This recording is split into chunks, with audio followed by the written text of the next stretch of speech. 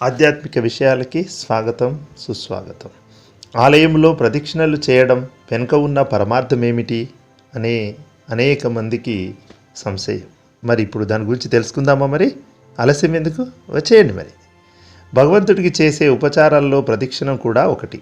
ప్రదక్షిణ అంటే చుట్టూ తిరగడం అనే అర్థం. ప్రదక్షిణ విధానంలో భ్రమర కీటక న్యాయం, అయస్కాంత న్యాయం అని ఉన్నాయి.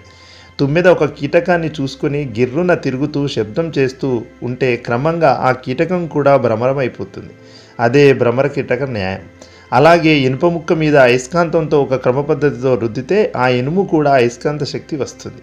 ఇదే ప్రదక్షిణలకు కూడా వర్తిస్తుంది. దేవుడి విగ్రహం అడుగున ఉంచిన యంత్రానికి దాంట్లో నిక్షిప్తమైన మంత్రాలకు శక్తి ఉంటుంది. ఆలయాల చుట్టూ ప్రదక్షిణలు చేయడం ద్వారా ఆ శక్తి మనలోకి ప్రవేశించి మానసిక శారీరక ఆరోగ్యం సొంతమవుతుంది. ప్రదక్షిణలు కూడా భగవంతుడిని భక్తితో స్మరించుకుంటూ చేయాలి. అలా 1 నుంచి 3, 7, 9, 11, 108 వరకు చేయవచ్చు.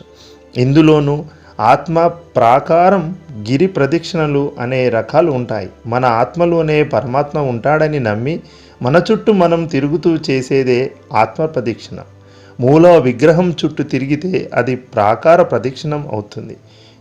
ఇందులోనే పాద ప్రదక్షిణం కూడా ఉంటుంది. అంటే పాదానికి పాదాన్ని అనుసరిస్తూ అడుగులో అడుగు వేస్తూ చేస్తారు. శిఖరం చుట్టూ తిరగడాన్ని గిరి ప్రదక్షిణం అంటారు. ఒకసారి గిరి ప్రదక్షిణం చేస్తే 1,000,000 సార్లు అంగ ప్రదక్షిణం చేసిన ఫలితం లభిస్తుంది. ఇది మనం ఆలయంలో చేసేటువంటి ప్రదక్షిణల వెనుక ఉన్నటువంటి రహస్యం. మీ అందరికీ ఇది నచ్చిందని అనుకుంటున్నాం.